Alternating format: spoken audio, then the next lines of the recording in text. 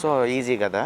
ఇంక వెంటనే కరోనా రావడము, కోలుకోవడము ఎలా అయిపోయానంటే అండి, ఒక 1 వీక్ తన్నగా 10 kgs బరువు తగ్గుంటాను జస్ట్ 1 వీక్లో.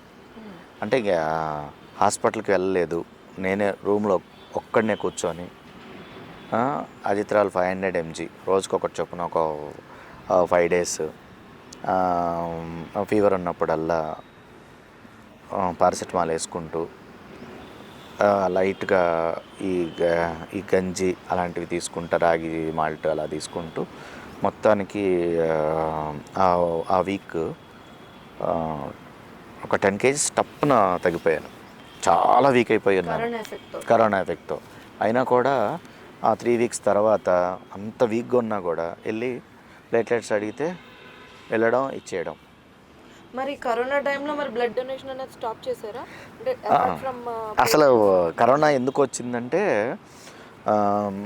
ఆల్ ఆఫ్ సడన్గా మనకు ఇది డిక్లేర్ చేశారు కదా, లాక్డౌను. ఆ టైంలో ఏం జరిగిందంటే శివరాంపల్లిలో తలసీమియా సికిల్ సొసైటీ అని ఉంటుందండి. మనకు ఉమ్మడి అంటే మన తెలంగాణలో 3,000 నుంచి 4,000 మందికి తలసీమియా ఉంటుంది. వీళ్ళందరికీ కూడా 15 రోజుల నుంచి 21 రోజుల్లోపు బ్లడ్ ట్రాన్స్ఫ్యూజన్ జరగాలి. ఒక తలసీమియా బాబు కానీ పాప కానీ 1 సంవత్సరం కాలం వాళ్ళు లైవ్ బతకాలి అంటే ప్రతి సంవత్సరం ఒక్క తలసీమియా పాపకు కానీ బాబుకు కానీ ఒక 20 మంది డొనేట్ చేయాలి బ్లడ్.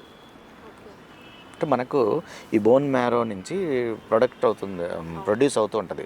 ఆ తలసీమియాలో అలా ఉండదు.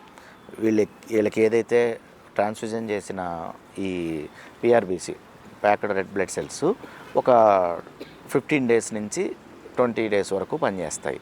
మళ్ళీ 15 అంతే. వాళ్ళు ఎంతకాలం బతికినా మనం ఇచ్చే బ్లడ్డే ఆధారం.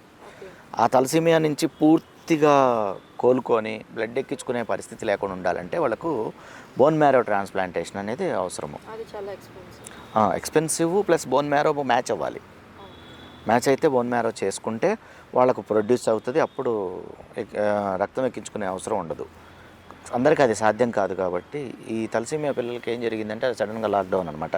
ఆ తలసీమియా సికిల్ సెల్ సొసైటీ నడిచేది ఎలా అంటే వాళ్ళు డిఫరెంట్ ప్లేసెస్కి వెళ్ళి బ్లడ్ క్యాంప్స్ చేసి ఆ బ్లడ్ తీసుకొచ్చి ఈ పిల్లలకి ఎక్కిస్తారు.